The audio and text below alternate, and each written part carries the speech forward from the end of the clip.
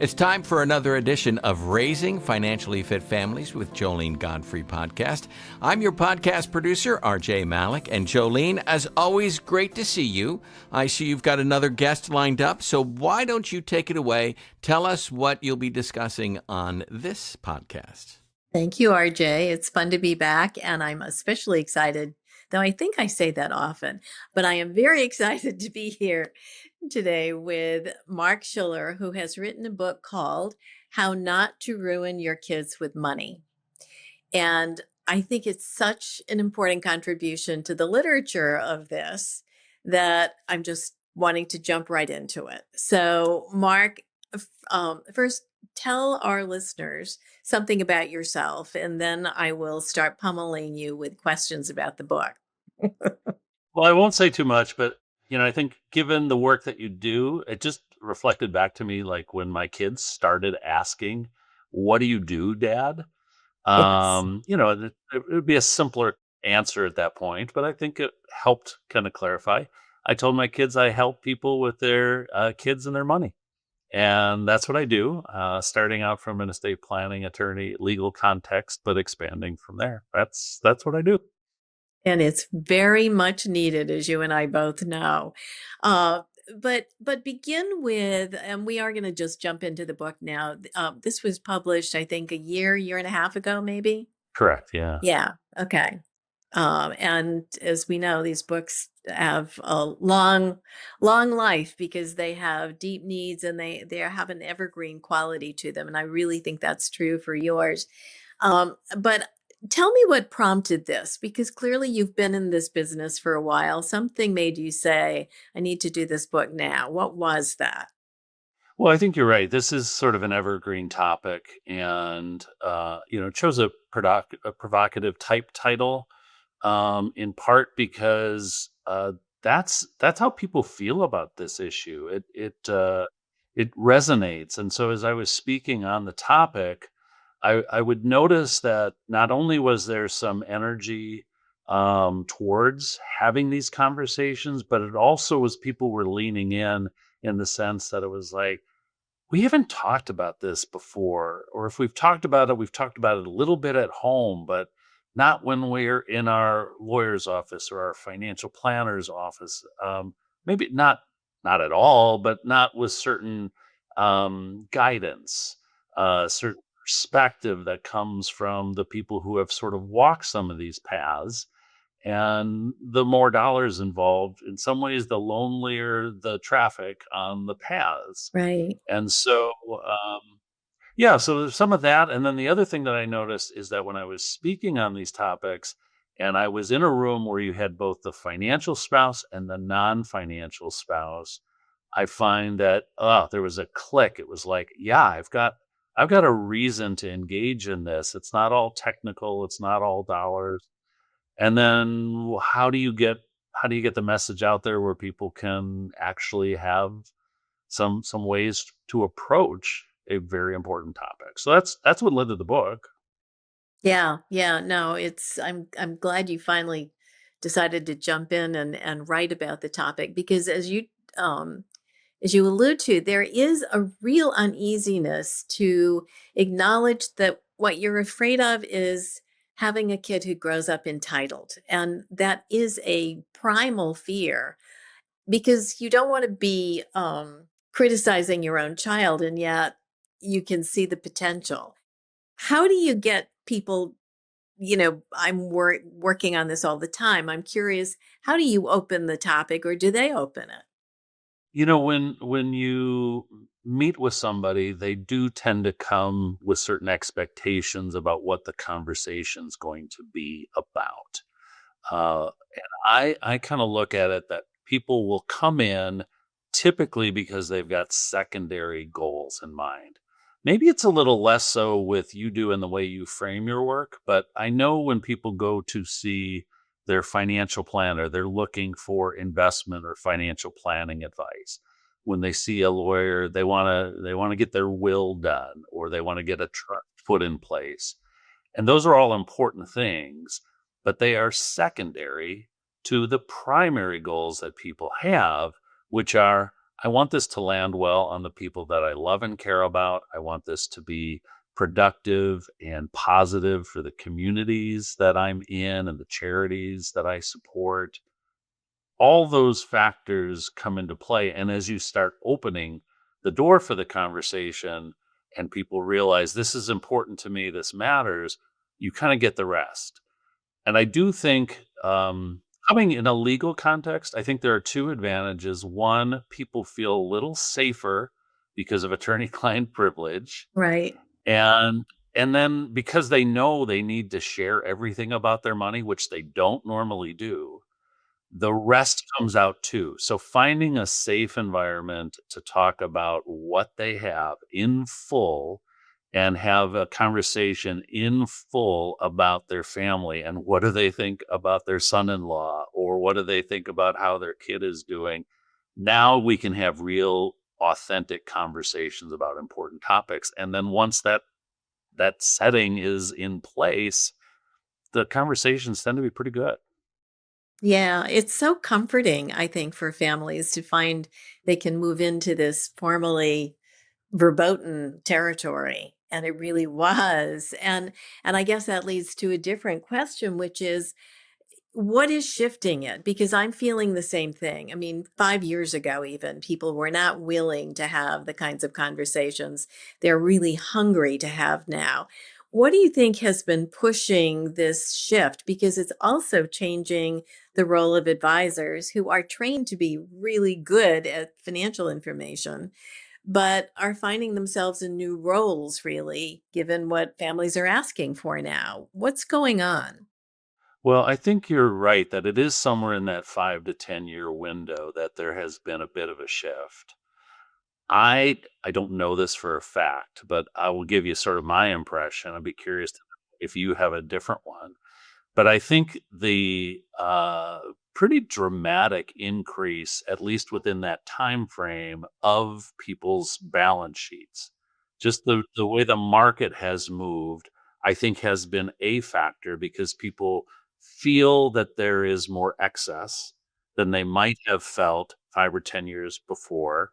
I do think there is a generational aspect where the current, I'll say 60, 70, 80 somethings versus the 60, 70, 80 somethings 10 years ago are more open, probably related to that excess element about sharing more now as opposed to leaving it all at the end.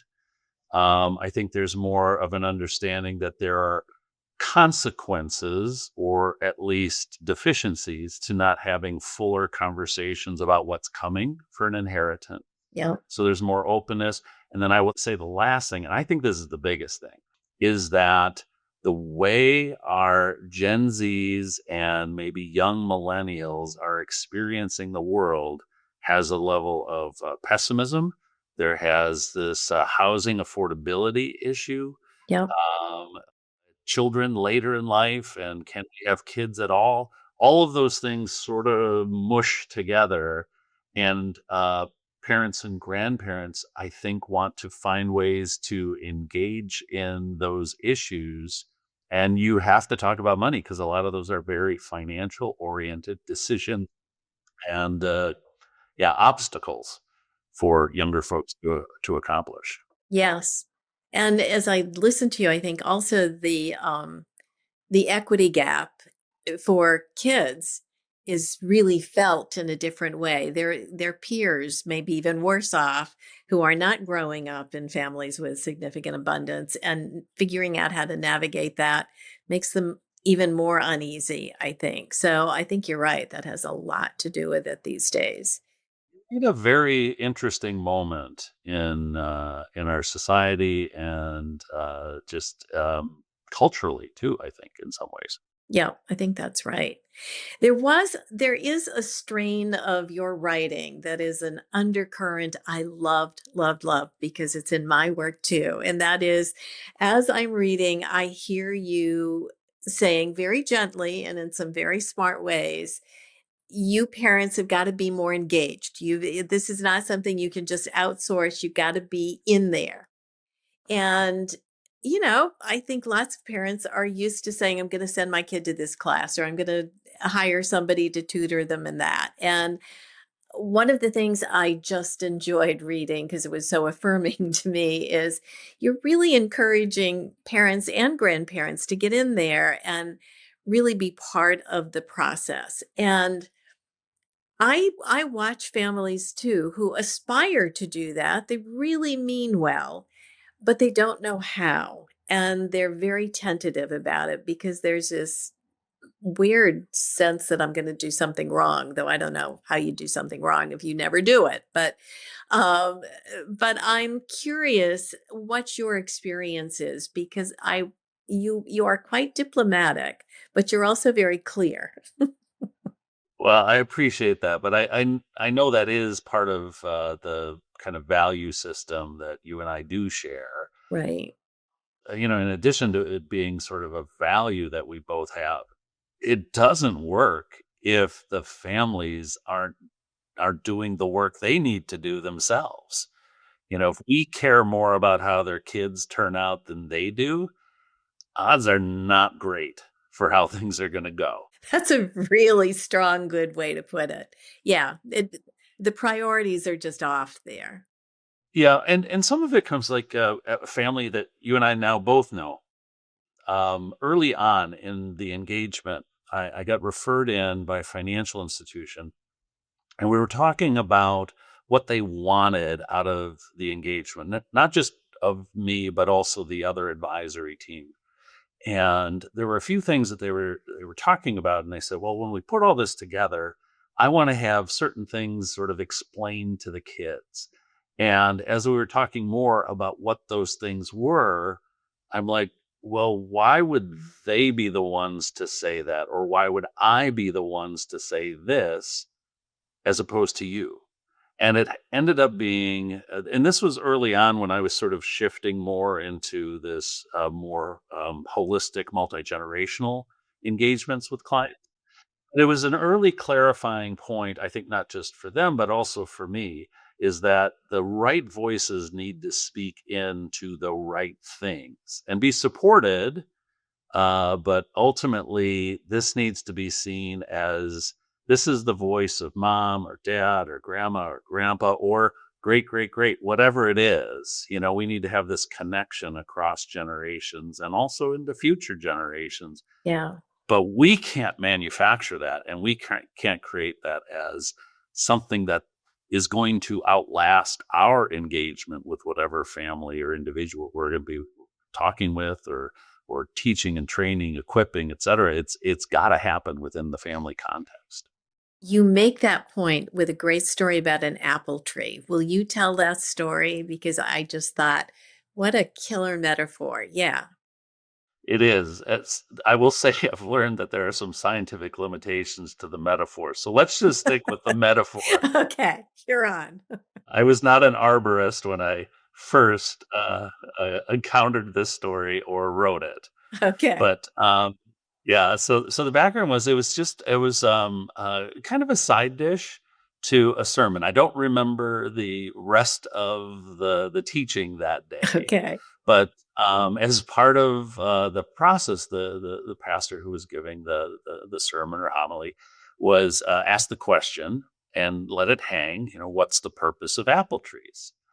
And everybody kind of sat with it for a beat or two, and probably most people had the same answer that came into my head first. Well, it's to make apples. And his point was, no, the purpose of apple trees is to make apple trees. And that's not necessarily, you know whether that's a true purpose or not, but in terms of like it's the continuation of any species, you need to not have it be the fruit. You need it to be the continued life, the extension and reproduction of life and values and impact. And so, this idea of looking at things about an orchard as opposed to a shiny bowl of red apples, let's make sure we're looking at what the right goals are, because it is the orchard, it's not the apple. I just thought that was such a It simplifies things, doesn't it? it does. It does. And it's important to have those stories, even if they're not scientifically accurate, possibly.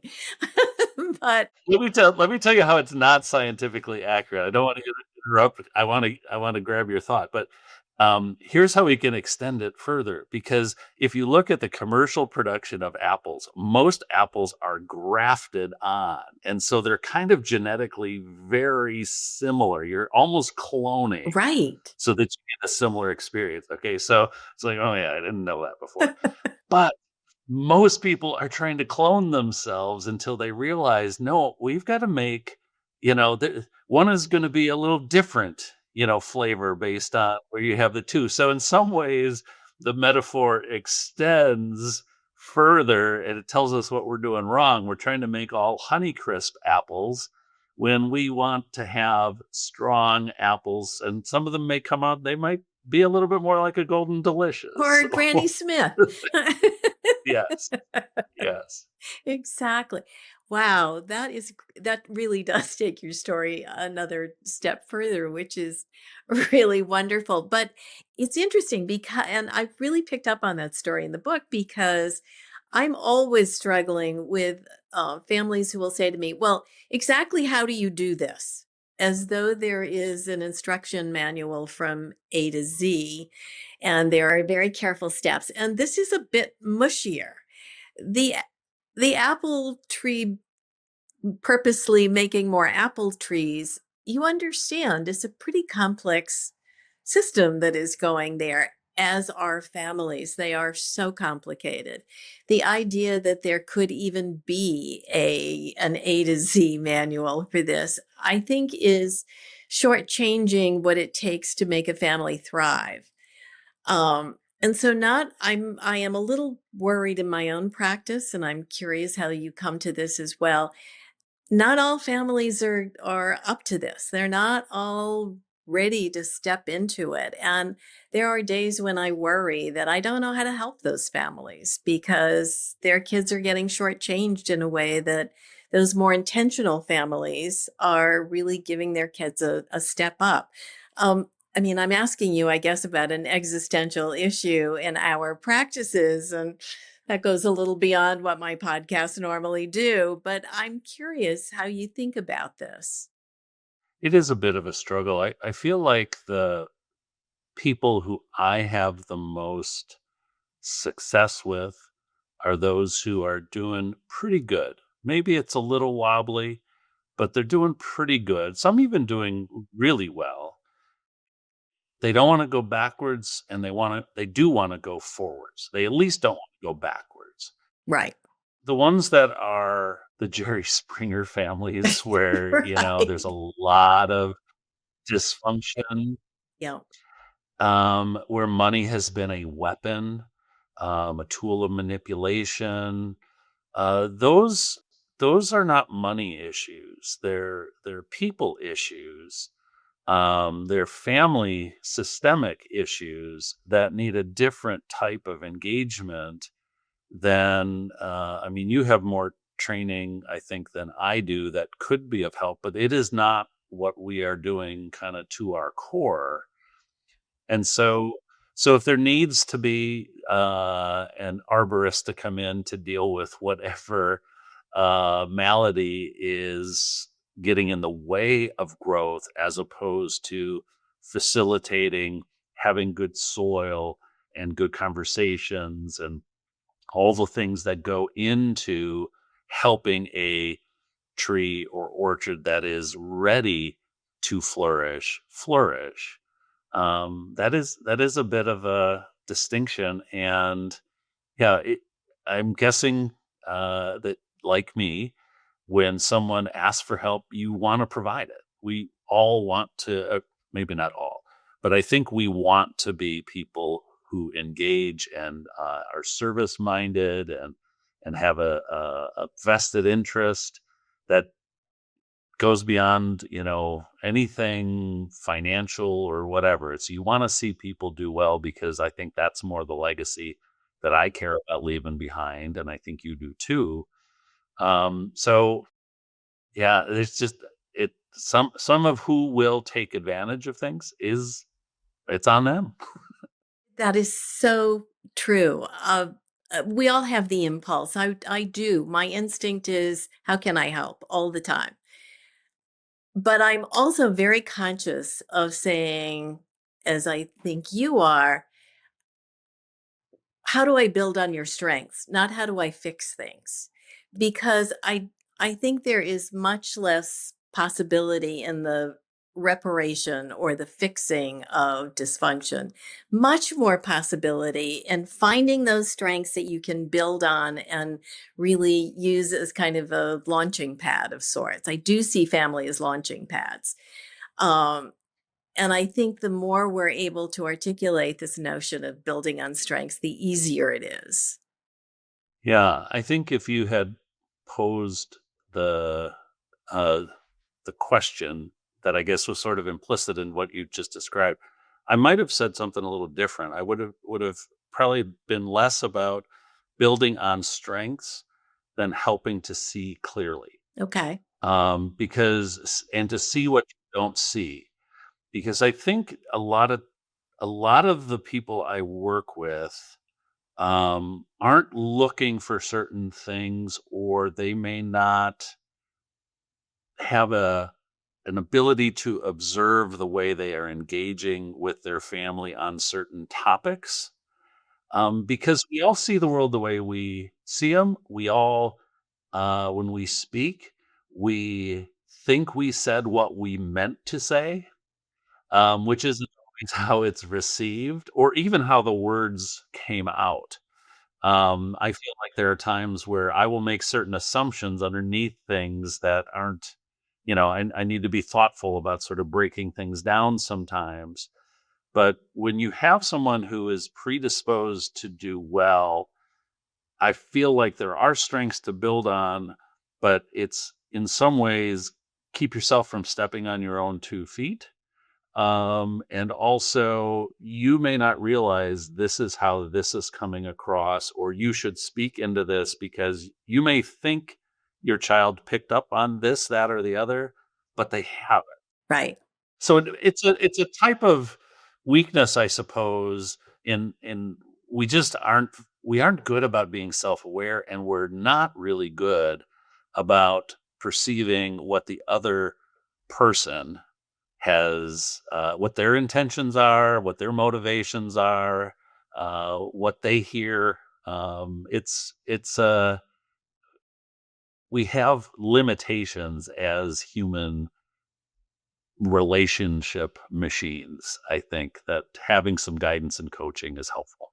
It's so interesting. What you've just reminded me of is, I've been at this for a very long time. And early in my career, there was a much more psychological approach to this that went to what's prompting this and where did it come from? And there's all this examination of that. But what I think you're talking about in I see increasingly is what's going on in the system, what's going on in the family that, you're not going down into sometimes you can and should obviously take a serious psychological look. But I think in most families, it has to do with how is this system working? And we take it for granted that we have to look at our businesses that way. What's making the business work or not work in the system?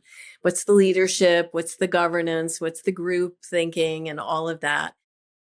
We don't apply that to families in the same way. But what you are describing is what I think is this new fabulous opportunity for us to really look at families as systems and help them use that information to grow, to be able to see themselves and each other in new ways.